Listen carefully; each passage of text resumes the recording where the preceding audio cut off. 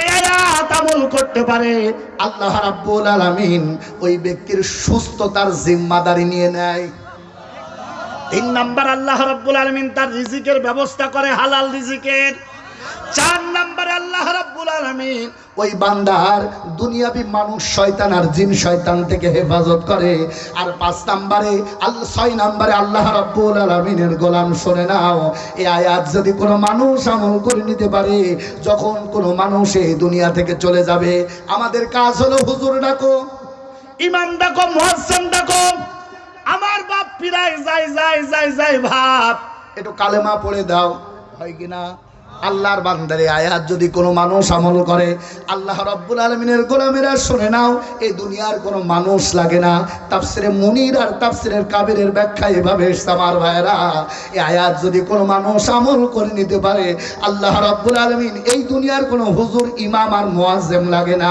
আল্লাহ নিজের কুদরতি ঠোঁট ওই বান্দার কানে লাগায় দিয়ে বলে, গোলাম আমি তোর রব, তোর চিন্তা নাই, আমি আল্লাহ তোরে শেখাচ্ছি। আশহাদু আশহাদু আল্লাহ ইলাহা ইল্লাল্লাহু ওয়াহদাহু লা শারীকা লাহু ওয়া আশহাদু আন্না মুহাম্মাদান আবদুহু ওয়া রাসূলুহু। জানতে চাই ও গোয়ালহুদা এলাকার ভাইরা, আল্লাহ যদি নিজে বান্দার কালেমা পড়ায় দেয়, ওই ব্যক্তি যাবে কোথায়? জান্নাতে না জাহান্নামে? জোরে বলেন, বলেন, বলেন। একটা মাত্র আয়াত, এই আয়াত যদি কেউ আমল করে, আল্লাহর বান্দারা মৃত্যুর সময় জবানে নসিব হয়ে যাবে কালেমা। এইবার বলেন তো দেখি, এই আয়াতের দাম কম না বেশি? আমার তো মনে হয় আল্লাহর বান্দারা এই আয়াত যদি কোনো মানুষ আমল করে, তার ইহকালীন আর পরকালীন দুইটাই সফলতা আমার আল্লাহ রাব্বুল আলামিন দান করে দেন। বলেন সুবহানাল্লাহ।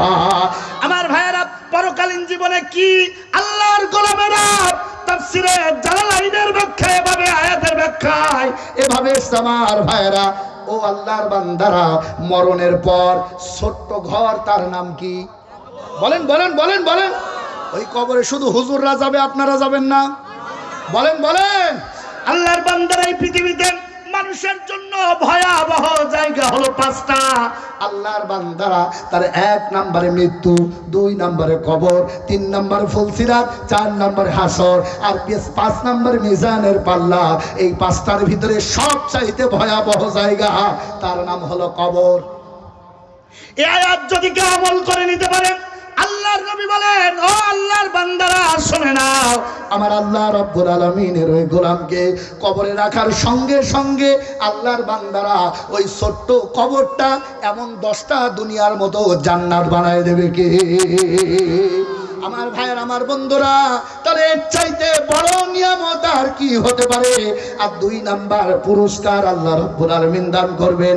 এই আয়াত যারা গ্রহণ করে নেবে, এই আয়াত যারা কবুল করে নেবে, এই আয়াত যারা আমল করতে পারবে, কিয়ামতের ময়দানে বিনা বিচারে, বিনা হিসাবে জান্নাতের সবগুলো দরজা খুলে দেওয়া হবে। আল্লাহর এই বান্দা জান্নাতের যে গেট থেকে ইচ্ছা ওই গেটে প্রবেশ করে আল্লাহর বান্দারা তার জায়গা তিনি নির্ধারণ করে নেবেন। বলেন সুবহানাল্লাহ। লা ইলাহা জোরে লা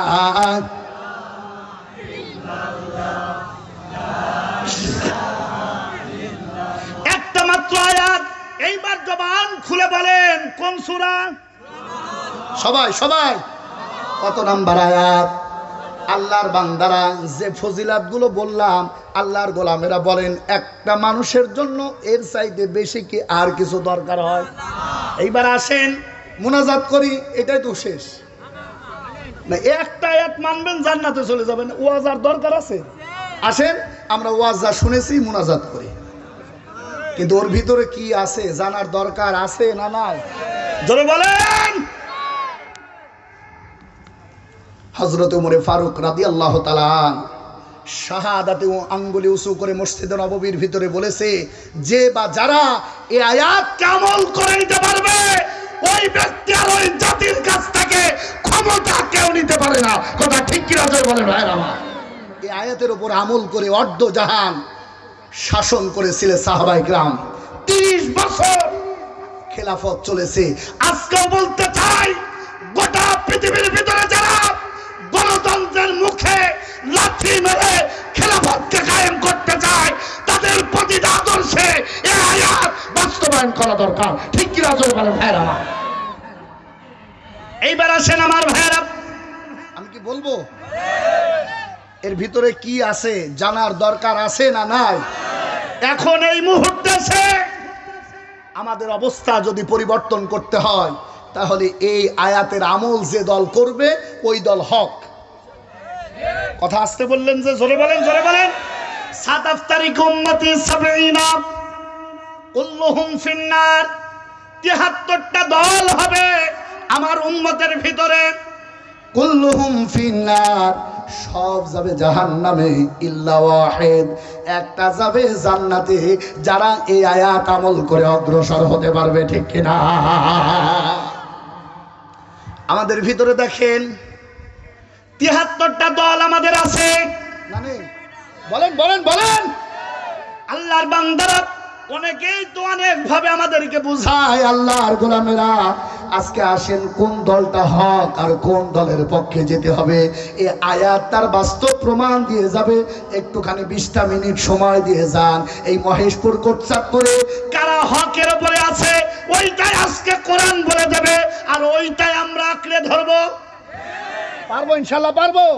আমার কথার ভিতরে যদি ভুল থাকে ওপেন চ্যালেঞ্জ দিয়ে দিলাম আমার ভাইরা, আসেন আপনার যুক্তি আমাকে দেখান, আপনার জ্ঞান আমাকে দেখান, আমি শুধরাবো, আর না হলে তুমি শুধরাবা। তুমি শুধরাই এই আয়াত আমল করবে যারা, তাদের পক্ষে থাকবো আমরা ইনশাআল্লাহ। আমার ভাইরা, আল্লাহর গোলামেরা, ওই সময় আল্লাহর বান্দারা মক্কা নগরীর ভিতরে দল ছিল 4টা। একটু জবান করে বলেন, সময় দেন, আমি ওদিকে যেতে চাচ্ছি। আমার ভাইরা, 4টা স্পেশাল দল ছিল আর উপদল ছিল 36টা। এবার বলেন তো 36 আর 4 কত হয়? বলেন বলেন বলেন বলেন। তার 1 নম্বরের নাম হলো ইহুদি, 2 নম্বরে ছিল খ্রিস্টান, 3 নম্বরে ছিল মুশরিক। আল্লাহর বান্দারা, এই 3টা দলের কার্যক্রম কি ছিল শুনে নাও। ইহুদি যারা ছিল ওদের মূল মেরুদণ্ড ছিল সুদি ব্যবসা। আমি জানতে চাই আমার ভাইরা, আমাদের এই খালিশপুরে মহেশপুরে সুদি ব্যবসা আছে না নাই? আল্লাহর বান্দারা প্রকাশ্যে যারা সুদি কাজ কর্ম করে, জেনে নিতে হবে ওরা কোনোদিন সুদকে যদি ঘৃণাও না করে, মনে করতে হবে ওরা টুপিওয়ালা, দাড়িওয়ালা, জুব্বাওয়ালা যাই হোক, ওরা আমাদের দলভুক্ত নয়। কথা জোরে বলেন। কি থাকতে হবে? আল্লাহ রাব্বুল আলামিন বলেন, আল্লাযীনা ইম্মাক্কান্নাহুম ফিল আরদি আকামুস সালাহ। আল্লাহু আকবার বলেন। যারা দায়িত্বে আসবে, যারা ক্ষমতা পাবে, যারা আমাদের অভিভাবক হবে, ওরা ওদের ওই ক্ষমতা দিয়ে 1 নম্বরে বিল পাস করবে নামাজের, 2 নম্বরে বিল পাস করবে জাকাতের। যেখানে জাকাত থাকবে ওই জায়গায় সুদ আর থাকার সম্ভাবনা না। আমার ভাইয়ের, আমার বন্ধুরা, এদের দলীয় লিডার ছিল আল্লাহর গোলামেরা 42টা দল, সবগুলো এক জায়গায় ছিল। মূল দল ছিল 3টা মুশরিকদের, ইহুদি, খ্রিস্টান, মুশরিক। এদের একটাই চিন্তা ছিল, এই দুনিয়া থেকে আল্লাহর বান্দারা নিভু নিভু একটা অবস্থার দল আছে হানিফ গোত্র, এই গোত্রটাকে কিভাবে লিভায় দিতে চায়। আল্লাহর বান্দারা সবাই একভাবে পায়তারা চালায়। আজকে ওই বাংলার জমিনে গণঅভ্যুত্থানের এই দেশে আপনারা 36-এর পরেও দেখবেন সব মাথাগুলো এক জায়গায়, কিভাবে হুজুরদেরকে টেক্কার দেওয়া যায়। শুনে খুশি লাগবে, গত সপ্তাহে ইসলামী আন্দোলন সহ বাংলাদেশ জামাত ইসলামী সহ প্রায় 8টা দল ঐক্যমত পোষণ করেছে। বাংলাদেশের রাজনীতিতে হুজুরদের বাক্স থাকবে একটা। কথা ঠিক কি রাজল বলে ভাইরা?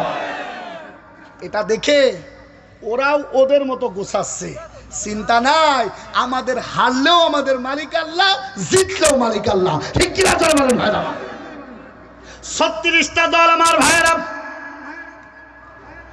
এই 36টা দলের একটু আমাকে সময় দেন যাওয়ার জন্য। আমার ভাইরা, আয়াতের ভিতরে সব আছে, একটু সময় দেন। আল্লাহর গোলামেরা, 1 নম্বরে বলেছিলাম ইহুদি, এক নম্বরে কি? জোরে বলেন। 2 নম্বরে খ্রিস্টান, 3 নম্বরে মুসলিম, আর 4 নম্বরে হুজুরদের দল হানিফ গোত্র। আল্লাহর বান্দারা ওদের চিন্তা হলো হুজুররা পরের বাড়ি খাবে, মাদ্রাসা চালাবে, মসজিদ চালাবে, হুজুররা কেন পার্লামেন্টে যাবে? আল্লাহর কসম করে বলি, পার্লামেন্টে যাওয়া আমাদের শখ না, আমাদের একটা ইচ্ছা, আমাদের একটা মনের ঐকান্তিক বাসনা হলো জমিন যার আইন চলবে। জবান খুলে বলেন জমিন কার? আরো জোরে। এখন আল্লাহর আইন এই 54 বছর চলছে, এই কথা জোরে বলেন। আল্লাহর আইন যদি চলতো, আল্লাহর আলেমদের রক্ত ঝরাতে হতো না, আল্লাহর আলেমদের ফাঁসির কাস্টে ঝোলা লাগতো না। আল্লাহর বান্দারা যারা ফাঁসির কাস্টে ঝোলায় আলেমদেরকে, ওরা কোনোদিন মুসলমান হতে পারে না। জোরে বলেন। এখন সময় এসেছে, বাংলাদেশে একটা সোনালী সূর্য দেখা যায়। আল্লাহর বান্দারা, আপনাদের ইচ্ছা অনিচ্ছায় আমাদের মতামত থাকবে, আলেমরা যেখানে আমরা থাকবো। জোরে বলেন, জোরে বলেন। যে আলেমরা বলবে 1 টাকা দুর্নীতি করে খাবো না, আমরা তাদের পক্ষে। কথা বলেন। গতকালকে মাহফিল শেষ করে ফজরের নামাজ যখন মসজিদে পড়ছিলাম, ফজরের পর আমি একটা হাদিস কিংবা একটা আয়াত নিয়ে ব্যাখ্যা করে আল্লাহর বান্দারা, হঠাৎ একজন মুসল্লি বলছে, হুজুর কত আফার আসা শুরু হয়ে গেছে, আমি তো নামাজ পড়ি, আমিও চাই হুজুররা ক্ষমতায় যাক, আর ওই পার্লামেন্ট থেকে কোরআনের আদেশ চালু হোক, আল্লাহর বান্দারা সৌদি আরবের মতো হয়ে যাক। আমরা তো এই 54 বছর বলেছি, ভাই আসেন নামাজ পড়লেই হবে, নামাজ পড়লে সওয়াব হবে, নামাজ পড়লে জাহান্নামের দরজা বন্ধ হয়ে যাবে। আর সৌদি আরবে ওয়াজ করা লাগে না, 1 ওয়াক্ত নামাজ যদি না পড়েন, আর এটা যদি প্রমাণ হয়ে যায়, আপনাকে বুখারী শরীফ দিয়ে জানানো যায় না, আপনাকে বুখারী শরীফ দিয়ে বলবে না, দেবে হলো বুখারী শরীফ। কথা জোরে বলেন। আমাদের বাংলাদেশেও পার্লামেন্ট থেকে যদি 1 নম্বরে আকামুস সালাহ, নামাজ কায়েম হয়ে যায়, আমার তো মনে হয় আমাদের ভিতরে এমন অনেক মুসল্লি আছে, পুলিশ যখন ডান্ডা মারা শুরু করবে, ওযু বাদে মসজিদে অনেক মুসল্লি পাওয়া যাবে। কথা জোরে বলেন। ওযু করবে না এমন অনেক মুসল্লি আছে, চিন্তা করবে আগে মায়ের বাসায়। এক কথা বলছেন না কেন? তাহলে আমি জানতে চাই, আমার মতো হুজুরদের দিয়ে নামাজের ওয়াজ, আল্লাহর বান্দারা, আমরা আলেমেরা তো কম করি না, তখন তারা গোপ নাড়া দিয়ে বলে, আমার নামাজ আমি পড়লে কি আর না পড়লে কি। আর যদি ওখানে আলেমরা যায়, কোরআন দিয়ে 1 নম্বর পার্লামেন্ট থেকে আদেশ আসবে নামাজ কায়েম করা, নামাজ যারা পড়বে না 10টা করে বেদ আর 200 টাকা জরিমানা। আল্লাহর বান্দারা চিন্তা করবে, আগে ওযু গোসল থাক আর না থাক, মসজিদে যে ঢিপ দিয়া লাগবে। কথা জোরে বলেন। এই জন্য 1 নম্বর কাজ আমাদের, নামাজের বিল পাস হবে পার্লামেন্ট থেকে, ওই পক্ষে আমরা থাকবো ইনশাআল্লাহ। আমার ভাইরা, আমার বন্ধু, একান্ত আপন জনে আমার, এরা সব এক জায়গায় আসলো। মহিলা নেত্রী ছিল 3টা, তার মানে জাতীয় নেত্রী ছিল 3টা, নেতা ছিল 3টা, এই হলো 6টা নেতা নেত্রী। আমাদের বাংলাদেশে এই 54 বছরে আমরা দেখেছি 3 বিটির চুল ছিঁড়াছিঁড়ি। কথা বললেন না যে, জোরে বলেন। 1 নম্বরে হাসিনা, 2 নম্বরে খালেদা, আর 3 নম্বরে রওশনের সাথ। কথা বললেন না যে, 3 বিটি এত ছিঁড়া ছিঁড়েছে। ওই সময়ও জাতীয় নেত্রী ছিল 3টা। 1 নম্বরে হিন্দা, আল্লাহর বান্দারা, তিনি হুজুর দেখলে খালি করত নিন্দা। আমাদেরও একজন হিন্দা ছিল, আল্লাহর বান্দারা, হুজুর দেখলে গুদনো গরুর মতো ফুস ফুস করত। কথা জোরে বলেন। এই হিন্দা মায়ের ভাইয়েরা, আমির হামজা রাদিয়াল্লাহু তাআলা আনহুর কলিজা কেটে চিবিয়ে দিয়েছে। আমরাও এই হিন্দার দেখেছি শাপলা চত্বরে আমার কলিজার টুকরা ভাইদের রক্ত নিয়ে হোলি খেলা করেছে। সারা রাত্রের ভিতরে শুধু কলিজাটাই উপড়িয়ে ফেলে নাই, রক্তের চিহ্ন পর্যন্ত রাখে নাই। আমরাও দেখেছিলাম আবু জেহেলের ওই হিন্দা আর এই শেখ মুজিবের হিন্দা খাপে খাপ মুমতাজের বাপ। কথা ঠিক কিনা? ওই হিন্দাও বেশি দিন থাকতে পারে নাই, এই হিন্দাও বেশি দিন থাকতে পারে নাই। হিন্দার ভূমিকায় আরেকটাবার বাংলাদেশে কেউ যদি উকি দেয়, বাংলার পারবে না। ঠিক কিনা জোরে বলে ভাইরা আমার। আর হিন্দার পক্ষে যেগুলো থাকবে সবগুলো মুনাফিক, টাটকা নির্ভেজাল কড় করিয়ে মুনাফিক। এক কথা বলে না কেন? মরার সময় লাগে আমাদের, বিয়ের সময় লাগে আমাদের, মুসলমান করতে লাগে আমাদের। আর রাজনীতির বেলায় থাকবে হিন্দা। আল্লাহর বান্দারা মরে গেলে জানাজাও হবে হিন্দার কায়দায়। কথা জোরে বলেন। কেমন হবে দেখেন তো, ডিসি মহোদয় যদি মাহমুদুল হাসান হুমায়ুন হুজুরের মতো মুফতি হয়, আল্লাহর বান্দারা কান্তব্রে আপনজনের আমার, যদি এই হুজুরের মতো একজন বিজ্ঞ মানুষ ওসি হয়, আল্লাহর বান্দারা ও আল্লাহর গোলাম, খাসি গরু এরপরে রোস্ট খাওয়ার আগ দিয়ে যদি এক টুকরা মুলা খান, 1000 কেজি টাকার খাসির গোশের ঢেকুর উঠবে না, 700 টাকা কেজির গরুর গোশের ঢেকুর উঠবে না। ঢেকুর যখন উঠবে 3 টাকা কেজি মূলার উঠবে, ঠিক কিনা? আলেমদেরকে যখন ঘুষের ওই চেয়ারে বসাবেন, টুপি বলবে না তুই তো আলেম, ঘুষ খাওয়া যাবে না। এই কথা বললেন না কেন ভাই? আল্লাহর বান্দারা ঢাকা বিশ্ববিদ্যালয়ের দিকে তাকায় দেখেন, ঢাকা বিশ্ববিদ্যালয়ের দিকে ডাকসু নির্বাচনের পর সাইদ কাইম যখন দায়িত্ব নিয়েছে, আল্লাহর বান্দারা মনে হচ্ছে যেন একটা ছোট্ট শান্তির জায়গা ঢাকা বিশ্ববিদ্যালয়। কথা ঠিক না জোরে বলেন? তাহলে একটা ছাত্র শিবিরের কর্মী ও যদি যাওয়ার পরে ওইটা হয় মুফতি মুহাদ্দিসেরা প্রতিটা জায়গায় যদি যায়, এ বাংলাদেশটা ছোট জান্নাত হতে দেরি লাগবে না। ঠিক না জোরে বলেন? অতএব আমাদের মিশন ভীষণ আর চিন্তা চেতনা হবে, আল্লাহর বান্দারা আগামীতে আলেমরা নির্বাচিত হবে, এই পক্ষে আমরা থাকবো ইনশাআল্লাহ। আলেমরা আসলে আগেই প্রাইমারি স্কুলে নাচের টিচার দেবে না, আলেমরা ক্ষমতায় গেলে এই মাদ্রাসার জায়গাগুলোর দায়িত্ব আগে নেবে।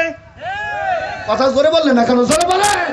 অতএব আমার ভাইরা, আল্লাহর বান্দারা, আসুন জান্নাতে যাওয়ার জন্য একটা ট্যাবলেট আপনাদেরকে দিয়ে যায়, সূরাতুন নাহল। একটু জবান খুলে বলেন কয় নাম্বার আয়াত? জোরে বলেন, জোরে বলেন।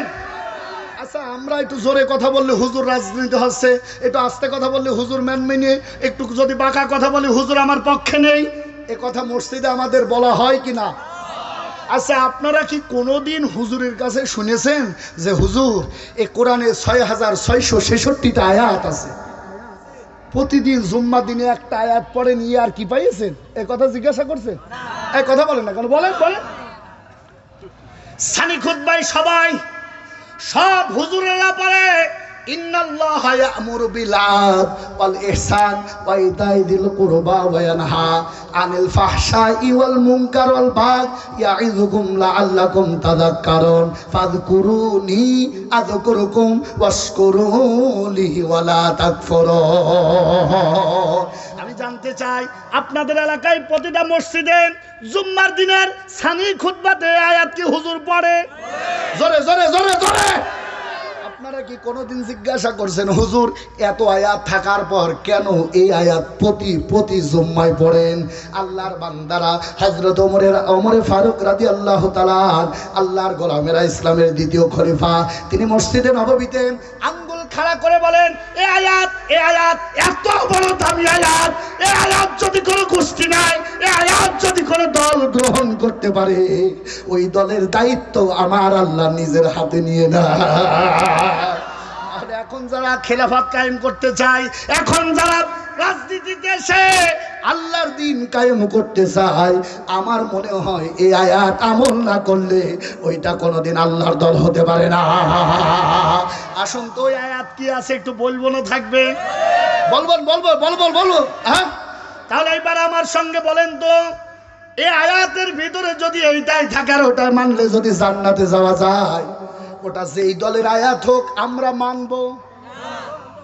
কারণ এখন তো কিছু আয়াত দল ভিত্তিক হয়ে গেছে, এটা জামাতের আয়াত, এটা কওমির আয়াত, এটা দেওবন্দের আয়াত, এটা অমুক আয়াত, এমন না? তবে বোকা বোঝানোর আর কোনো সুযোগ নাই।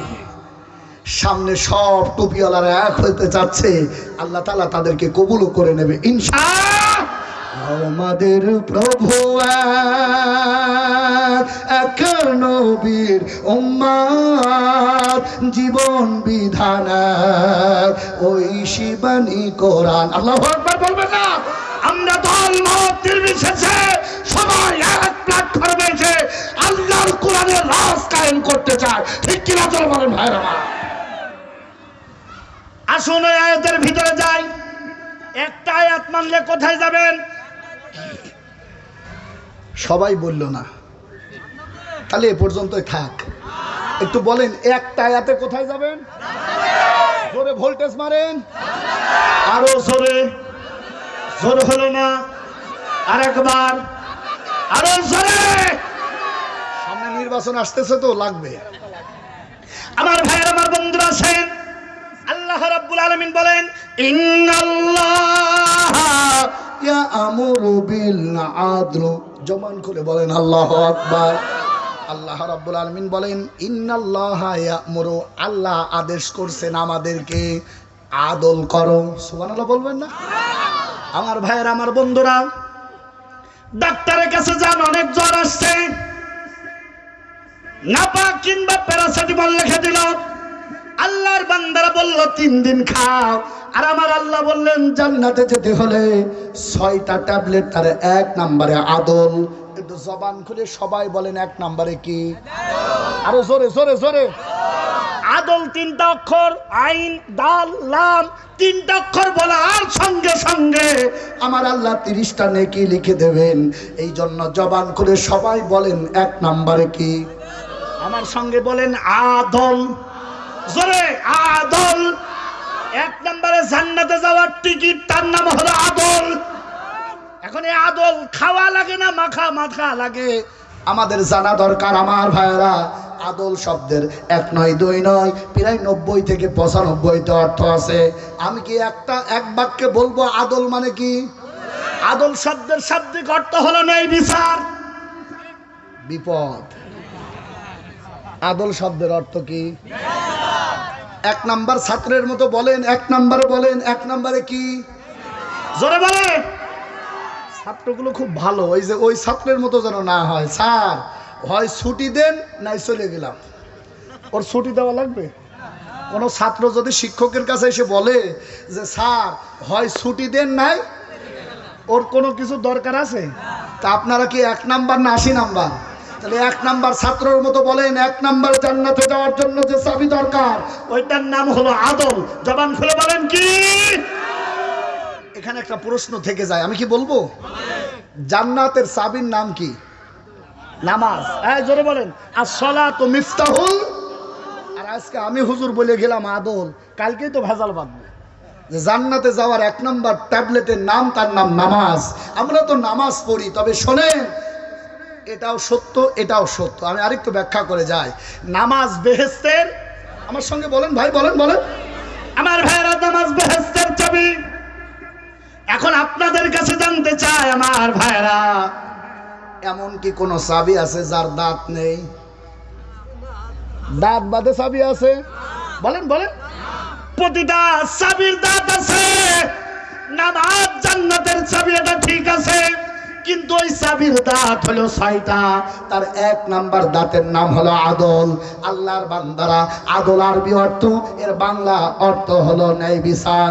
আল্লাহর বান্দারা, এখান থেকে ব্যাখ্যা দিয়ে বোঝা যায় যে যার টুপি আছে, যার দাড়ি আছে, যার জুব্বা আছে, যার তসবিহ আছে, কিন্তু ন্যায় বিচারের পক্ষে রায় নাই।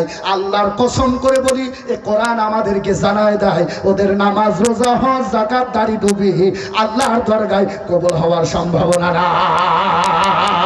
কথা জোরে বলেন।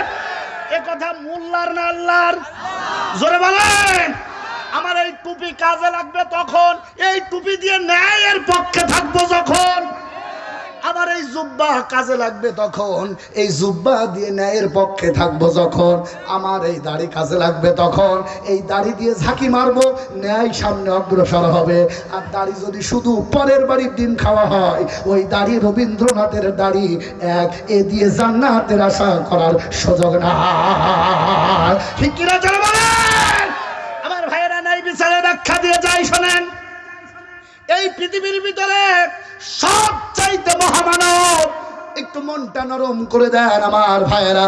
তার নাম হলো আদরের নবী, বিশ্ব নবী জনাবে মুহাম্মদুর রাসূলুল্লাহ। জবান খুলে বলেন সাল্লাল্লাহু। আমার ভাইয়েরা, বিশ্ব নবী এই দুনিয়াতে আসলেন, আসার আগে বাপ হারায় ফেললে। এই দুনিয়ার ভিতরে তার চাইতে আর কে দুঃখী হতে পারে? এই দুনিয়ায় আছে কিন্তু তার বাপ নাই। একটা সন্তানের মহাবট গাছ ছায়া, তার নাম হলো আব্বা আর আম্মা।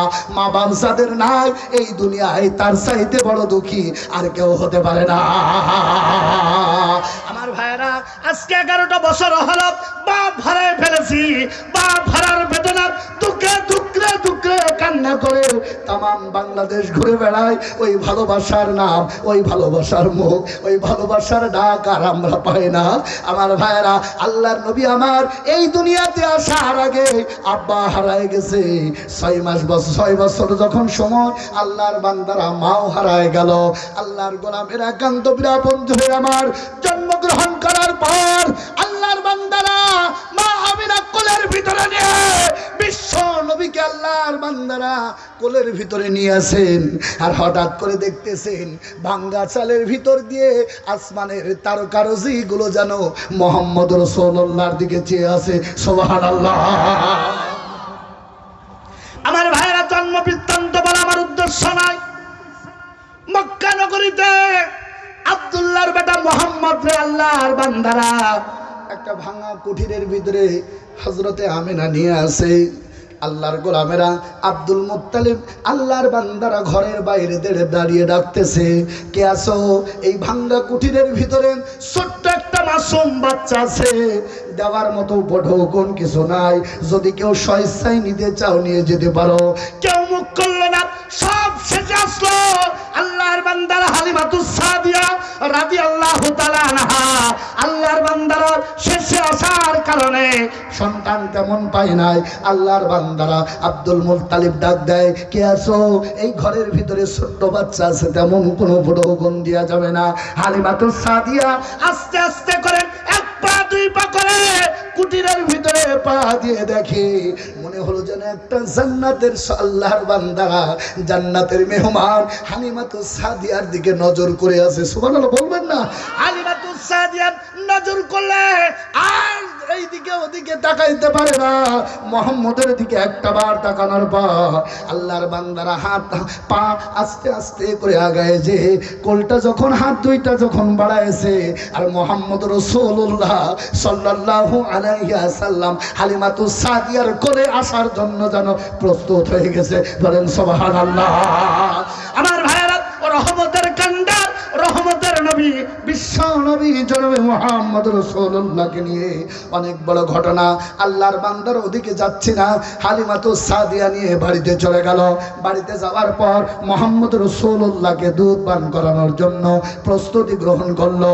আল্লাহর গোলামেরা, আল্লাহর বান্দারা মুহাম্মদ রাসূলুল্লাহকে নিয়ে ডান স্তনের দুধ পান করাছেন। ডান স্তনের দুধ দীর্ঘ সময় পান করানোর পর হালিমাতুস সাদিয়া মুহাম্মদ রাসূলুল্লাহর মাথাটা ঘোরায় বাম দিকে দিলেন। বাম দিকে দেওয়ার পর চিন্তা করতেছেন, ডান স্তনের দুধ পান করলো, এবার কিছুক্ষণ সময় বাম স্তনের দুধ খাওয়ায়। আল্লাহর নবীর মাথা ঘোরায়, আল্লাহর নবী আবার বাম স্তনে মুখ দেয় না। আল্লাহর বান্দারা আবার যখন চেষ্টা চালায় আবার মুখ ফিরায় নেয়, ইশারাতে বলতে চায়, ও মা হালিমাতুস সাদিয়া, বারবার বারবার বারবার কেন এত জোর করতেছো? ডান স্তনের দুধ এটা আমার হক, আমি মুহাম্মদের হক। আমি দীর্ঘ সময় ধরে ডান স্তনের দুধ পান করেছি। আমি তো জানি তোমার কোলে আমার মতো আর একজন ভাই আছে, নাম হলো আব্দুল্লাহ। আমি যদি ডান স্তনের দুধ পান করে আবার যদি বাম স্তনের দুধ পান করি, আমি আমার ভাইয়ের হক নষ্ট করব না। না না, আমি আমার ভাইয়ের হক নষ্ট করার জন্য আসি নাই, আমি আমার ভাইয়ের হক বুঝিয়ে দেওয়ার জন্য এসেছি। বলেন সুবহানাল্লাহ। এইটার নাম হলো ন্যায় বিচার। আর আমরা টুপি দাড়ি জুব্বা এমনকি হজ করে আসার পরেও ছোট্ট ছোট্ট স্বার্থের জন্য আমরা আমাদের ভাইয়ের সঙ্গে বিচ্ছেদ করে ফেলি, বোনের সঙ্গে বিচ্ছেদ করে ফেলি। এমনকি নিজের আপন মা তাকেও দেখতে পারি না, এমন কুলাঙ্গার আমাদের ভিতরে বলেন আছে না? আমার ভাইয়েরা, এক নম্বরে নাই বিচার করা। এক নম্বরে কি বিচার? জোরে জোরে জোরে জোরে। ন্যায় বিচার যদি করো আল্লাহ পাক রব্বুল আলামিন তোমার জন্য সহজ করে দেবে জান্নাত। আর ন্যায় বিচারের পক্ষে যদি না থাকো আল্লাহর কসম করে বলি আল্লাহ রব্বুল আলামিন কোনোদিনই কবুল করবে না। জান্নাতে যাওয়ার জন্য যে চাবি তার নাম নামাজ। চাবির নাম কি? সবাই জোরে জোরে জোরে। এই চাবির দাঁত কয়টা? জোরে সবাই জোরে বলেন চাবির দাঁত কয়টা? আল্লাহর বান্দারা এই চাবির 1 নাম্বার দাঁতের নাম জাদ গেল জাদ গেল। সবাই বলে নাই 1 নাম্বার দাঁতের নাম, 1 নাম্বার দাঁতের নাম। জোরে জোরে।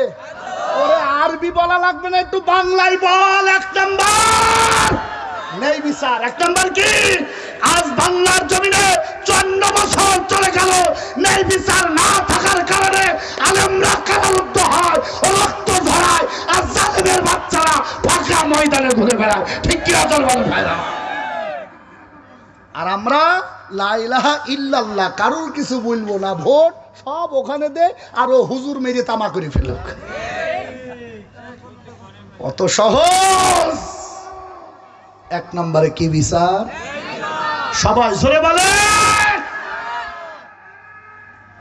ছেলে আছে 4টা, মেয়ে আছে 2টা, জমি আছে 5-6 বিঘা। মেয়েগুলার মাথায় হাত দিয়ে বুলাই দি, ও মা তুই তোর শ্বশুর বাড়ি মেলা পাইছিস, জমি জায়গা কম, এগুলো ছেলেরে ভাগ করে দিলাম আর তোর জন্য দোয়া করে দিলাম। বলেন সুবহানাল্লাহ। এর নাম নেই বিচার। তুমি 10-12 হজ করে মসজিদের কোনায় বসে লা ইলাহা ইল্লাল্লাহ আর মেয়ের জন্য তুমি দোয়া করে দাও, আর ছেলের বলো সব তোর সব তোর সব তোর। এই কথা বলে না কেন? এর নাম নেই বিচার। এই কথা বলেন। শুধু তাই না, চাপড়ে পড়েও যদি মেয়েকে দেয় ওই উত্তর মাঠে জীবনে কোনোদিন ধান চাষ হয় না, মাঝে মাঝে 2-1টা স্যাং মাছ পাওয়া যায়, ওই কোনায় 1 বিঘে জমি আছে, 2 মেয়ের ভাগ করে দেন। আর এই যে খালিশপুরের মাথায় যে 1 বিঘে আছে, ওদিকে যেটা তাকাবে ওর ভাত বন্ধ। এই কথা বলে না কেন ভাই? ওর দিকে তাকায় দেখবেন উলামায়ে আলগা তাসবিহ দেবে সুবহানাল্লাহ সুবহানাল্লাহ সুবহানাল্লাহ। আর মেয়ের হক মারার জোক ওইটা পাকা শয়তানের আপন খালাতো ভাই। এই কথা বলে না কেন ভাই? ইয়ার কি মারার জায়গা পাও না? আল্লাহ বলে আয় আয় আয় আয়, তোর নামাজ রোজা হজ যাকাত তাসবিহ তাহলিল কাজে লাগবে তখন, ন্যায় বিচার করবি যখন। ভ্যানালার মেয়ে যদি বেরিয়ে যে চলে যায় কারোর সাথে, আমরা যারা সমাজপতি আছে আমরা বলি বেরিয়ে গিয়েছে। এই কথা বলে না কেন? আর যদি কোটিপতি কোন মানুষের মেয়ে বেরিয়ে যায়, বলে না বোঝে না পালিয়ে গিয়েছে, বলে না, বলে পালিয়ে গিয়েছে, তার মানে কত ভদ্রতা। এখানেও আমরা ন্যায় বিচার দেখাতে পারি না। ভ্যানালার মেয়ে চলে যাওয়ার কারণে ও যদি বেরিয়ে যায়, কোটিপতির মেয়ে না বলে যদি চলে যাও, ওইটাও কেউ বেরোনো বলা হয়। কথা জোরে বলেন। সাইকেল চোর, মুরগি চোর, ডিম চোর, এদের বিচার হয় আদালতে। আর যারা কলমের খুঁচায় কোটি কোটি টাকা মারে, আমরা তাদের পক্ষে স্লোগান দেই অমুক নেতার চরিত্র ফুলের মতো পবিত্র, নামাজ পড়ে না কত টাকা, সুদ খাওয়ার ভক্ত নেই। এইটা নেই বিচার। আল্লাহ বলছে আয় আয় আয়। ন্যায় বিচার যতক্ষণ না হবে ততক্ষণ আমি আল্লাহর কাছে ছাড় নাই। আগে ন্যায় বিচার, তারপরে টুপি আর দাড়ি আর নামাজ, এগুলো হবে। তবে হ্যাঁ, এগুলো চলাতে চলাতে যদি ওগুলো কম হয়ে যায়, আল্লাহ রাব্বুল আলামিন তোমাদের মাফ করে দেবে, ঠিক কিনা? 5টা মিনিট মনটা নরম করে দেন। ন্যায় বিচার কাকে বলে দেখেন। বিশ্ব নবীর কাছ থেকে আমরা ন্যায় বিচার পেলাম। আসুন তো ছোট্ট একটা ঘটনা আমরা শুনে দেখি, মনটা নরম করে দেন আমার ভাইরা। দেখেন ন্যায় বিচার কাকে বলে। এরপর 5 মিনিট করে 5টাই দেবো আল্লাহর বান্দারা। 1 নম্বরে ন্যায় বিচার কাকে বলে দেখেন। অর্ধ জাহানের খলিফা, যিনি রাস্তা দিয়ে হাঁটলে ওই রাস্তা দিয়ে শয়তান 41 দিন হাঁটার সুযোগ পেত না, ভয়ে যেত না। ওনার নাম হলো খলিফাতুল মুসলিমিন হযরত ওমর ফারুক রাদিয়াল্লাহু তাআলা আন। তার একজন সন্তান আবু শামা। ঘটনা আপনাদের জানা, একটু হৃদয়ের ভিতরে কোমলতা দিয়ে আপনাদেরকে ছোঁয়া দিতে চাই। আল্লাহর বান্দারা আবু শামা মদ খেয়ে মাতাল হয়ে, আল্লাহর বান্দারা কান্ত প্রাপঞ্জনে আমার একটা যুবতী মেয়ের আল্লাহর গোলামেরা মাতাল অবস্থায় ইজ্জত হানির দিকে ঝুঁকে পড়েছে। আল্লাহর বান্দারা মসজিদে নববীতে বসা, একজন বুড়ি মা যুবতী মেয়েকে নিয়ে ওমরকে ডাকতে বলে, ওমর, ও খলিফাতুল মুসলিমিন, আপনার কাছে মামলা নিয়ে এসেছে, আপনি কবুল করেন। ওমর বলতেছে কবুল করব, তুমি বলো কি মামলা তুমি নিয়ে এসেছো। বুড়িমা ডাক দিয়ে বলে, না আমি বলতে পারি, কিন্তু আমার শর্ত হলো দুইটা। এক নম্বরে আপনার কাছে জানতে চাই, আমি যে মামলাটা দায়ের করব, ওই মামলা শোনার পরে আপনি কোরআন দিয়ে বিচার করবেন। সুবহানাল্লাহ বলবেন না? হযরত ওমর বলতেছে কালেমা পড়ার পর আমি ওমর যেই রাস্তা দিয়ে যাই ওই রাস্তায় শয়তান যাইতে ভয় পায়। আর আমি ওমরের ভিতরে কি দুর্বলতা তো তুমি পেলে মা? আমি তো কোরআন একদিকে আর তাম পৃথিবী একদিকে দিয়ে দিতে পারি, আর তুমি বলতেছো কোরআন দিয়ে করবা কিনা বলো। মাগো তুমি বলো, আমার ভিতরে সেই আমলিয়াত কি তুমি দেখতে পেয়েছো? বুড়িমা ডাকতে বলে, আমি কোনো অজুহাত দেখতে চাই না, আমি কোনো কথা শুনতে চাই না মা, আমি তোমার কাছে জানতে চাই, আমি যে বিচার তোমার কাছে দেব, বলো বলো ওমর বলো, তুমি সেটা কোরআন দিয়ে ফয়সালা করবে কিনা। ওমর তখন থর করে কাঁপতেছে। অর্ধ জাহানের খলিফা থর করে কাঁপে আর ডাক দিয়ে বলে, মা, আমার জীবন চলে যেতে পারে, কোরআনের আইন বাস্তবায়ন করব, যারা পরিমাণ নড়চড় হওয়ার সুযোগ দেব না। বলেন সুবহানাল্লাহ। আমার ভাইরা, বুড়িমা ডাক দিয়ে বলে, আমার এই যে আমার যুবতী, এটা আমার মেয়ে, আর আপনার একটা সন্তান আছে, নাম হলো আবু শামা। আল্লাহর বান্দার বন্ধুদের পাল্লায় পড়ে, শয়তানের ওয়াসওয়ায় পড়ে লাবিজ খেয়েছে, মাতাল হয়ে যে এর উপরে হামলা করেছে, এর বিচার আপনি করবেন কোরআন দিয়ে। হযরত ওমরের কাবুলি বন্ধ হয়ে গেছে। সুবহানাল্লাহ বলবেন না? কাবুলি বন্ধ হয়ে গেল। ওমর বাড়ির দরজায় দাঁড়িয়ে সালাম দেয়, আসসালামু আলাইকুম ইয়া আহলাল বাইত। বাড়িতে গেল, আবু শামা খাবার খাচ্ছিল, আবু শামার কলারটা জাপটে ধরে বলতেছে, আবু শামা সত্য কথা বল, এই মামলা আমার দরবারে জারি হয়েছে, বল তোরে সত্যতা কতটুকু। আবু শামার কাছে যখন এটা আসলো, আল্লাহর বান্দারা আবু শামা যে লুকমা গালের ভিতরে দেবে এই দুঃসাহস আর নাই। আবু শামা ডাকতে বলে, বাবা আমি তো ভুল করে ফেলেছি, আমারে মাফ করে দে। এই কথা বলার সঙ্গে সঙ্গে কলার জাপটে ধরে টানতে টানতে মসজিদে নববীতে নিয়ে যায়। মসজিদে নববীর পিলারে নিজের হাতে দড়ি দিয়ে বাঁধে, কাজুরের বাকল দিয়ে। নামাজের সময় হয়ে গেছে, নামাজ শেষ করার পর ডাক দিয়ে বলে, ও আল্লাহর নবীর সাহাবীরা শুনে নাও, বাকি নামাজের পর আমরা মিলাদ হবে এটা বলি, তাবারক আছে এটা বলি। আর হযরত ওমর ডাক দিয়ে বলে, শোনো, বাকি নামাজের পর মসজিদে নববীর বারান্দায় একটা বিচার কার্য অনুষ্ঠান হবে, তোমরা সবাই বসবে, অনেক ফায়দা হবে। কথা বলেন না কেন ভাইরা? আল্লাহর বান্দারা হযরত ওমর নামাজ শেষ হয়ে গেল, সাহাবীরা দেখে বড় অবাক হয়ে গেল। মসজিদের পিলারে যাকে বসানো, মসজিদের পিলারে যারে বাধা হয়েছে, ওটা দুনিয়ার সাধারণ কোনো মানুষ নয়, ওটা খলিফাতুল মুসলিমিন হযরত ওমরের নিজের আপন সন্তান। সুবহানাল্লাহ বলবেন না? আমার ভাইয়েরা সবাই অবাক হয়ে গেল। কাজে আসলো অনেক বড় ঘটনা। আল্লাহর বান্দারা, কার্য শুরু হয়ে গেল। সূরাতুন নূর সামনে নিয়ে আসলো। কাজী সাহেবরে ডাক দিয়ে বলে, কাজী সূরা নূরের 2 নাম্বার আয়াত পড়। 2 নাম্বার আয়াত তেলাওয়াত করলো, এর বিধান জারি করে দিল। আল্লাহর বান্দারা প্রকাশ্যে যারা জিনায় লিপ্ত হবে, ওরা যদি বিবাহিত হয়, আল্লাহর বান্দারা বুক পর্যন্ত গেড়ে পাথর মারতে মারতে দুনিয়া থেকে তাদের শেষ করে দেওয়া হবে।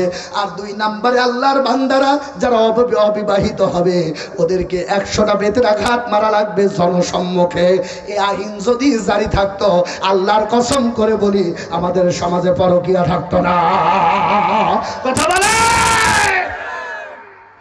তো মনে হয় কোরআনের আইন যদি বাস্তবায়ন থাকতো, আমার আপনার মেয়েদেরকে টিজিং করা তো দূরের কথা, আমাদের যুবকদের স্বপ্ন দোষ বন্ধ হয়ে যেত। এ কথা বলছেন না কেন? আমার ভাইয়ের, আমার বন্ধুরা, জনসম্মুখে জারি হয়ে গেল, বেতের আঘাত মারা শুরু হয়ে গেল। কাজে যখন বেত মারতেছে ওয়াহিদ ইসনানে সালাসা, এইভাবে যখন বেত মারা শুরু করে দিল, হযরত ওমর চেয়ার থেকে উঠে পড়ল, উঠে পড়ে ধাক্কা দিল, ডাকতে বলো, ও গাজী, তুমি কি মনে করো এটা ওমরের সন্তান না? এইটা কোন আসামি, আর যেটা কোরআন আদেশ করে ওইভাবে বিচার কার্য করা লাগবে।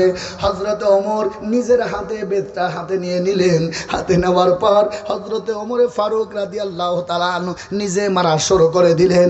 আল্লাহর বান্দারা কিতাবের ভিতরে ভাবে পেয়েছি, এক দুই করে মারতে মারতে আল্লাহর বান্দারা যখন 40টা বেতের আঘাত মারা হয়ে যায়, আল্লাহর বান্দারা আবু সামা ডাকতে বলে, বাবা, আবার চামড়ার দিকে তাকায় দেখেন বেতের আঘাত মারার কারণে চামড়া দিয়ে ফিনকি দিয়ে রক্তগুলো টপ টপ টপ টপ করে আল্লাহর বান্দার জমিনে পড়তেছে। 50টা আঘাত হয়ে গেল। আবু সামার মুখ দিয়ে আর কথা বের হয় না। আবু সামা ডাক দিয়ে বলে, বাবা, সারাটা রাত আল্লাহর তওবায় মশগুল ছিলাম, আল্লাহর কাছে ক্ষমা চেয়েছি, ভুল করে ফেলেছি, আমারে তুমি মাফ করে দাও। এরপরে যদি তুমি আঘাত করো, আমার মনে হয় আর বাঁচার মতো সুযোগ আমি আবু সামার থাকবে না।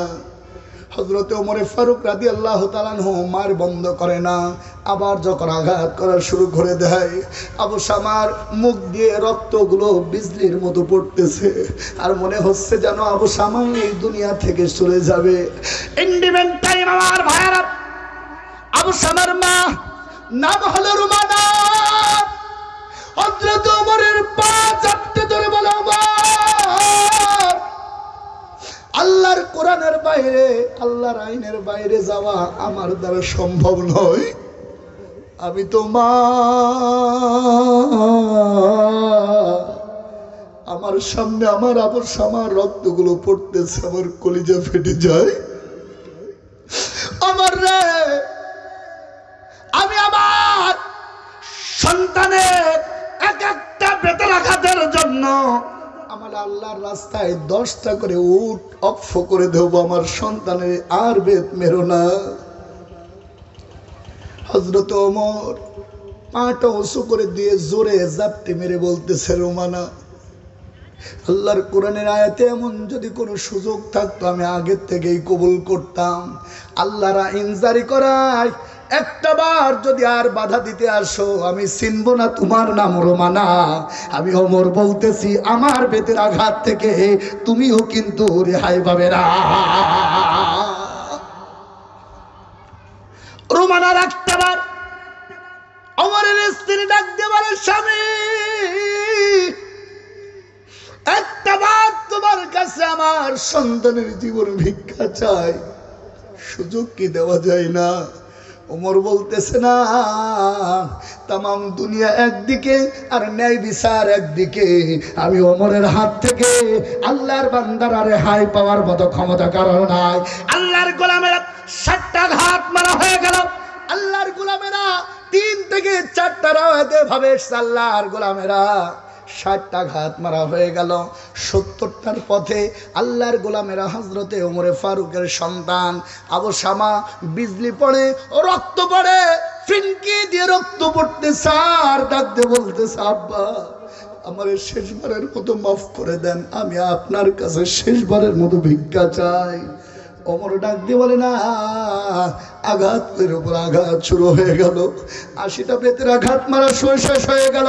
হঠাৎ একজন সাহাবী ডাক দিয়ে বলে, আমার আর আঘাত করার দরকার নাই, তাকায় দেখো, আবু সামার দেহ থেকে মনে হলো যেন রূহ নামক বস্তুটা চলে গেছে। হযরত ওমর বেতটা নিজে জোরে আঘাত করে মারলেন, আর সাহাবীদেরকে ডাক দিয়ে বললেন, সাহাবীরা, দাফন করো, কাফন করো, যাও যাও যাও। আপনারা সবাই এ ঘটনা জানেন আমার ভাইয়েরা। দাফন কাফন শেষ হয়ে গেল। আল্লাহর বান্দারা কবরের উত্তর আর দক্ষিণে কর্নারে দাঁড়ায়। হযরত ওমর বলতেছে, যাও ওই চাবুকটা নিয়ে আসো। চাবুকটা নিয়ে এসে আরো 20টা বেতের আঘাত করা বাকি ছিল। হযরত ওমর আল্লাহর বান্দারা বেতটা হাতের ভিতরে নিয়ে আরো 20টা আঘাত কবরের উপরে মারার পর সাহাবীদেরকে ডাক দিয়ে বলে, ও সাহাবীরা, তোমাদের কাছে জানতে চাই আমি ওমর কি ন্যায় বিচার করতে পেরেছি নাকি? হযরত ওমর ডাক দিয়ে বলেন, কিয়ামতের ময়দানে তোমরা উঠবা, আমরা উঠবো, তোমার কাছে জানতে চাই, বলো বলো বলো বলো। ওই যে বুড়িমা বলেছিল ন্যায় বিচার করার জন্য, আমি দুনিয়ায় তোমাদের মুখ থেকে জানতে চাই আমার সন্তান বলে কি আমি ছাড় দিয়েছি না ন্যায় বিচার করেছি? সমস্ত সাহাবীদের চোখে পানি টপ টপ টপ টপ করে টপ টপ করে পানিগুলো পড়তেছে। আর সাহাবীরা বলতেছে, ওমর না না না, আমরা সাক্ষী দিচ্ছি আপনার বিচারের ভিতরে যারা পরিমাণ কারসুবি না। হযরত ওমর রাদিয়াল্লাহু তাআলা বাড়ির ভিতরে চলে গেলেন। হযরতে আবু শামা যে বালিশে ঘুমাতেন, আল্লাহর বান্দারা ওই বালিশটা জাপড়ে ধরে নিয়ে হযরত ওমর এতিমের মতো কান্না করতেছে। নিজের স্ত্রী আবু শামা মা রুমানা ডাক দিয়ে বলে, ও খলিফাতুল মুসলিমিন, বারবার বারবার আমার সন্তানের জীবন ভিক্ষা চেয়েছি, একটা বার ছাড় দাও নাই, আর এখন কান্না করতেছো, জানতে চাই এখন এই মায়া কান্না কেন করতেছো? ওমর দু চোখের পানি টপ টপ টপ টপ করে ফেলতেছে আর বলতেছে, রোমানা তুমি জানো না দুনিয়ার শাস্তির চাইতে জাহান্নামের কষ্ট কোটি কোটি কোটি গুণ বেশি। আমি আমার আবু শামাকে দুনিয়ার অপরাধের কারণে শাস্তি দিয়ে দুনিয়া শেষ করে দিয়েছি, আর আমি দেখেছি আমার আবু শামার লাল বিজলি রক্তগুলো পড়ছিল, ওখান থেকে যেন কালেমার আভা আর কালেমার শাহাদা পড়ার বাণী যেন ভাসছিল, আর আমি বিচারটা যারা পরিমাণ যেন নড়চড় না হয় এই জন্য কবরের ভিতরেও 20টা আঘাত করেছি। আমার বিশ্বাস আমার সন্তানের এই শাস্তির অবস্থা দুনিয়া থেকে দিয়ে দিয়েছি, আল্লাহ রাব্বুল আলামিন কবরে তার এর জন্য হিসাব নেবে না। লা ইলাহা জোরে লা